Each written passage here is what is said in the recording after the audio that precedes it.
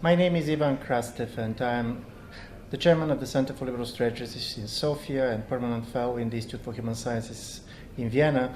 And I had the privilege to be von Weizsäcker fellow here in the Bosch Academy in Berlin. And I have a great experience, and the explanation is very simple. There are certain parts in the world in which you should be in certain years if you want to understand what's going on. And I do believe at the moment Berlin is such a place. If you want to make sense of Europe today, be in Berlin.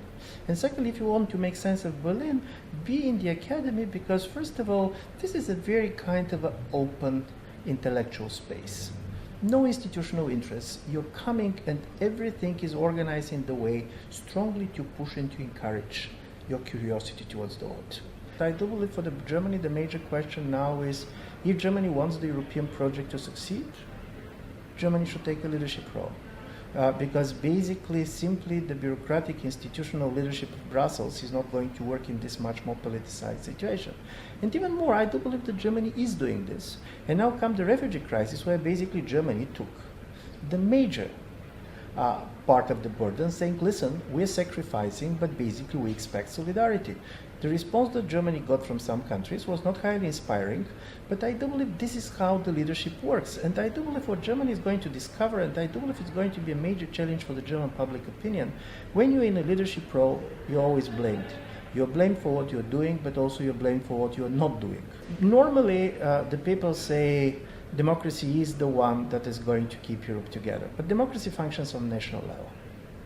So from this point of view, at least at this stage, democracy can become much more a threatening factor for the survival of the European Union than a consolidating factor.